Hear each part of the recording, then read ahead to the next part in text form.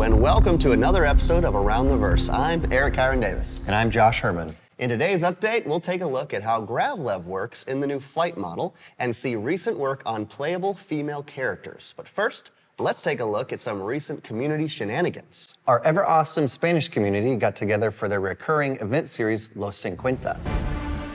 This time around, they engaged in an epic vehicular battle in a huge crater on Daemon. Yeah, those events are always awesome. Yes, they are.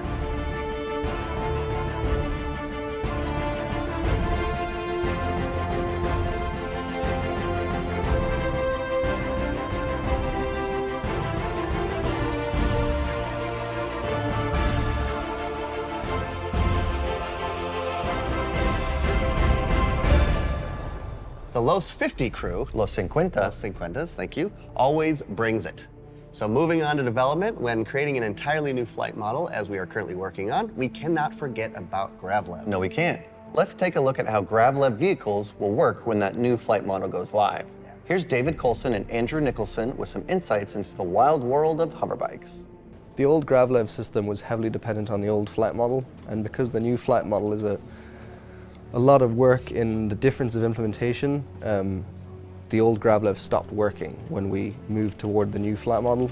The kind of fundamental difference between a GravLev thruster and a regular thruster is that it needs a surface to work with. So you need to be close to the ground to get the traction and the speed you need. And so alongside modifying and refactoring the implementation of GravLev, we thought that we would reconsider how we want it to feel and how we want it to actually, play. And so that prompted a different implementation that we think better achieves the design goals that have been set out for this. We wanted to make it feel like you had risk again. Previously, you were getting too disconnected from the terrain. Make the player have to make choices based on the terrain that's up and coming. If it looks rocky and rough, you want to avoid that, and you can sort of build tracks around that sort of thing. Previously, the bikes, I think, were a little bit too easy. They used to hover over obstacles, which we no longer do in the new GravLev model. It's a little bit more challenging, but there's also a little bit more depth for you to learn how to drive nicely and properly. This is just how we're modeling this to sort of make it feel a little bit more interesting and a little bit more fun to control with a bit more depth. And so as you're hovering, the suspension model will inform the GravLev plates how much thrust they need to provide to hold the bike at its certain height that it needs to be. And we have a lot more control over this now. We can sort of modify the height as you're going. So if you want to fly over rocks and stuff, you can hold space and it will go over the tops of rocks and things like that. And then the jet ski model is essentially simulated as though you were semi-submerged in water. We have this fictitious water around the bike. And then as you're going through the water, we'll model the amount of friction that the water is putting on the side of the bike. And then that will inform the thrusters on the side of the bike what thrust they need to be giving at any point in time. So we still have the thrusters effectively driving the bike and the grab plates, but the way they're deciding how to thrust is a lot different to how it used to be. It's a little bit more complicated, I guess, but it feels a lot nicer to drive the bikes, so I think it's absolutely worth it. I think overall the changes we're making with the GravLev system are going to make for an enjoyable experience. The player's going to feel more connected to the bikes. They're going to feel more like bikes overall anyway, rather than just floaty spacecrafts across the planet. They're going to be connected to the ground, and all the potential terrain issues we're going to introduce can result in some quite exciting new race tracks going forward in the future. That looks really cool. It does, it looks awesome. I cannot wait for the new flight model. All right, moving on. Devs have been adjusting animations for playable female characters in order to differentiate some movements from their counterparts. Let's go to Brian Brewer for more info about the process of retargeting animations. Right now, we are undergoing the arduous task of retargeting all of our male animations to our female character.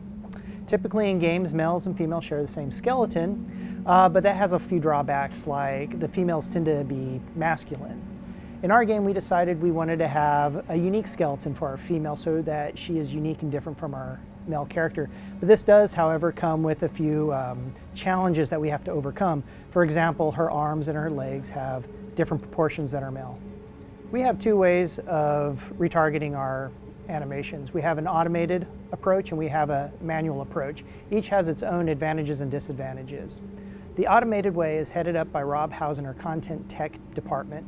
With thousands of animations, it's purely impractical to be able to do everything by hand. Our manual method is reserved for retargets where we want a higher fidelity. It's usually done by the animator who did the male animation after it's been approved. It's usually for when we want to have an interaction with an object like a spaceship, and it opens up a set of controls for us so that we can better have contact points and interactions with that object.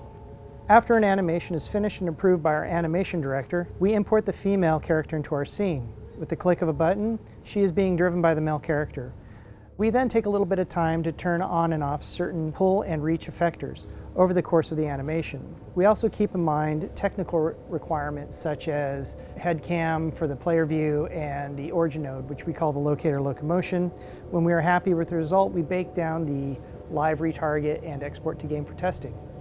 The advantages of first retargeting all the male animations to the female is that we're able to get everything in game and hand it off to design right away. They're no longer having to wait for animation to supply them with content. One of the disadvantages, though, is that the female will still be very masculine. In some cases, it doesn't matter. You'll never notice. In other cases, we definitely need to replace those animations with properly shot female motion capture.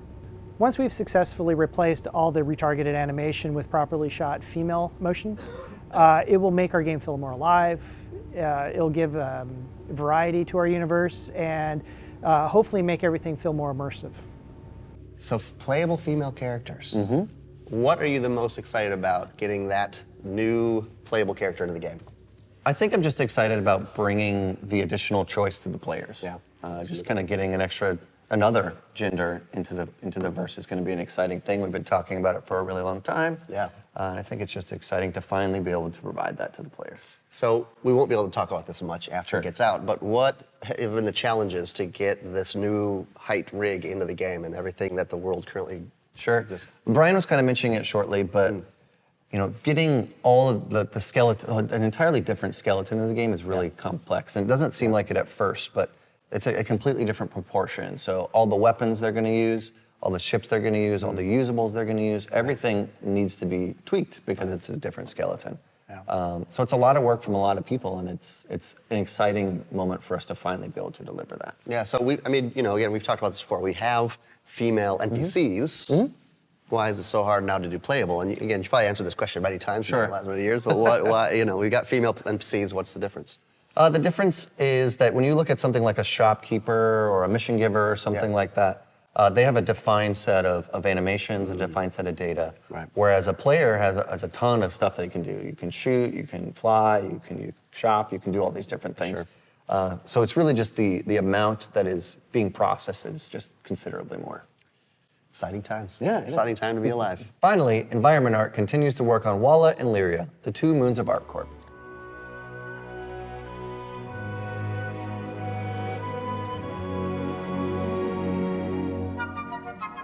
And that just about does it for this week's update.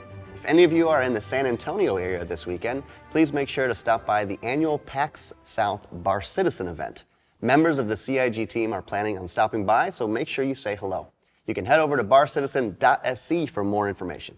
And thanks to the subscribers, of course, for sponsoring our shows. And thank you to all of the backers for all that you do. Until next time, we'll see you around the verse.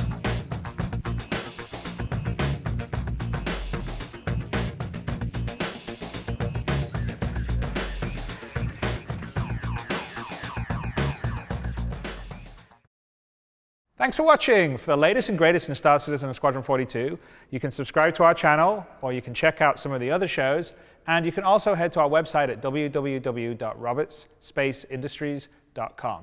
Thank you very much for watching.